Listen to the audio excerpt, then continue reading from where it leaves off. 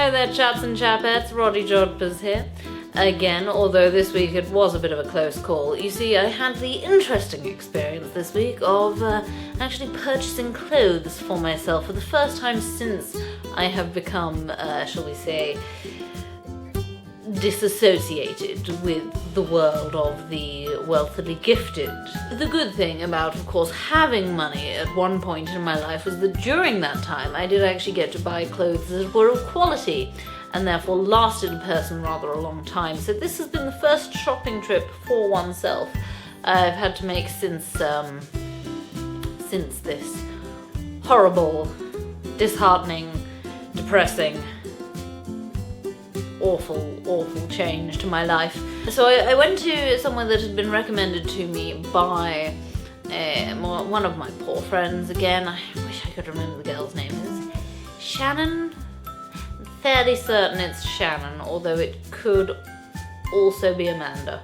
So I went to this place that had been recommended to me. It is one of the bigger shopping centres of Bristol. As I understand it, it is known as Primark. I believe I'm pronouncing that correctly. It was an interesting experience. I walked through the doors and there was the majority of Bristol inside, fighting over day-glow orange skinny jeans, as one does. I eventually found the men's clothing department, and it tells you something about the priorities of this particular shop, that the men's clothing department was in the basement. They had floors upon floors of various female wear, from casual wear to business wear, although business wear might be pushing it a little bit, although then again I suppose it depends on exactly what your business is. Those denim hot pants certainly served for one businesswoman of Bristol. Yes, the men's clothing department was in the basement, which was not ideal, because honestly, how can a person tell what a pair of chinos is going to look like in broad daylight if there's no windows in the bally shop? It's not ideal. I did eventually manage to find something vaguely resembling my taste in fashion. I have to say there were some very interesting sights, including the mannequins who, 2-1, had covered their face in shame at the garments they were being made to wear. They also had a very interesting solution for a lot of the obviously poverty-stricken houses of Bristol. As advertised on this particular mannequin, wearing apparently all of their clothes at once is the only recommendable strategy they had. Having bought and worn one of their shirts, I do have to say it is about as substantial as the breath of the asthmatic orphan who was forced to sew the bally thing. So, not entirely convinced on the quality, but for the price I suppose you do get what you pay for. Although frankly I think £7 for a half a shirt. I mean, look at it, it doesn't even have sleeves. What is this? Are we in America? Is this some sort of trend that I missed out on? I was to understand that shirts did go all the way down to the wrist, not stopping halfway because said asthmatic orphan either ran out of fabric or perhaps died of consumption. I'm not entirely sure. They do have some interesting garments. I will, give them their due. They've definitely got a sense of style. I wish their sense of style extended to the shopping experience. It was not fantastic. I had to elbow my way past several people in order to find anything. I had to then elbow my way all the way back to the main entrance to get what they refer to as a basket, but what I would refer to as a cloth bucket. They also wrap everything up in paper bags, which I understand was a vice solely of the liquor store in order to allow people to know that the person walking down the street with a paper bag has purchased something questionable. Perhaps I'm wrong.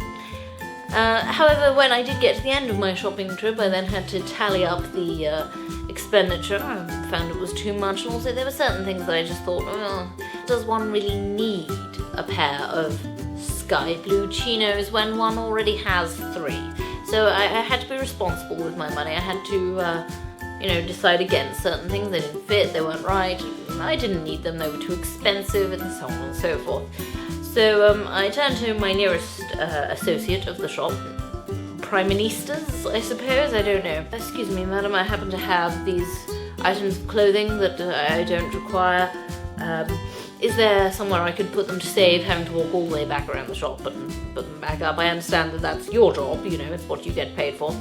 And she took them off me, she said, yes, that's fine. And then she did this with them. Which does make me question how many times the thing that I'm currently wearing has been on the floor and been trodden on by oiks and ruffians and anything else they happen to have trodden in, such as feces, bacteria, dirt, and other common afflictions. So all in all, I would say I don't rate my Primark experience particularly highly, but then I understand that I have been spoiled, being taken to several fine tailors who really, I suppose, tailor-make the experience, no pun intended. I find it very difficult to wander all the way around the shop and you have to pick out the things that you want. No one can recommend for you what looks best off of the mannequin, what looks best against your skin tone. I don't understand. There's a lot of responsibility in being a commoner. I don't particularly like it. Although, one thing I have discovered about my new impoverished life, which I do quite enjoy, breakfast is something that, generally speaking, has been a bit of a problem for me, you know. I mean, back in the day, it used to be caviar on toast, it used to be poached eggs on a fresh muffin made the previous evening by cook. It was all very, very substantial fare, and also something that it was pleasant to wake up to. And ever since, I have to be honest, the idea of toasted bread, that I have to toast myself, I might add, covered in some sort of red paste that calls itself strawberry jam, although frankly it may call itself strawberry jam, but there was a woman I knew once in a bar in Taipei who called herself Crystal Chandelier. Didn't mean she was one. It's not a pleasant situation first thing in the morning, I often find. However, I have found a solution to my breakfast woes.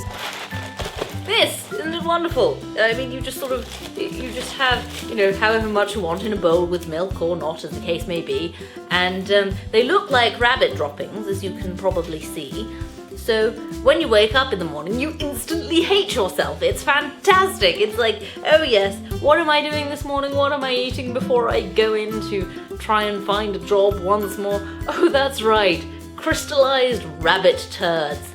And the monkey on the front of the box knows something about their production. I am ready and prepared for the cavalcade of misery that is my day-to-day life. Also, this particular box carries a promotion in which you buy 3 boxes and then get a personalized spoon. Given that the box is, I think about £2.30 it was I paid for this particular box. 3 times £2.30 is £6.90 for a single spoon. I don't think I've spent £6.90 on my entire stock of kitchenware. I mean, admittedly, it was bought out of someone's storage container, covered in cobwebs. Consists of 1 fork, 1 spoon,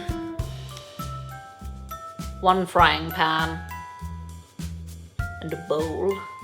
So who knows, perhaps my understanding of value has been skewed by this entire experience. Having gone from everything to nothing, perhaps I no longer understand that £6.90 is actually quite reasonable for a single spoon with your names inscribed on the back of it. Who even knows? I am, however, quite impressed that this Primark place did stock rather a nice selection of ties. So do follow me on this newfangled Instagram malarkey to find out the tie knot of the week, because I will be going through my repertoire of over 100 knots. Coming up over the next few weeks, there will of course be a little bit of a delay, as it will be my birthday soon, so it'll be my turn for everyone to throw things at me and do things for me, and perhaps even make food for me. One can hope. I'm so hungry. I haven't managed to eat anything worthwhile This is the problem with having taste, is having taste and being poor are somewhat mutually exclusive, I often find. But yes, it will be my birthday soon, so hopefully there will be some sort of revelry involved, and this may mean a bit of a hiccup in the update schedule, but I will be keeping it going. Also, if you would like to communicate with me, please do. You can like, comment, and subscribe to this very channel. You can follow me on Instagram, Roddy Jodphurs, of course. That's Jodphurs, don't you know? The anglicised version, we bought it off of an Indian company in 1807. Or, of course, you could always follow me. Well, I don't have a Tumblr or a Facebook, but my friend does. That Vicky girl, the one who set up the washing machine, I'll link it to it in the description. And of course you can email me, roddy.jodphurs@gmail.com. If you would like to communicate with me, please do, because I'd love to know that there's some other fellow sufferers out there of poverty and depression who appreciate a good tie knot from time to time. So yes, until next week though, my friends, I will see you around, and do remember, Roddy loves you.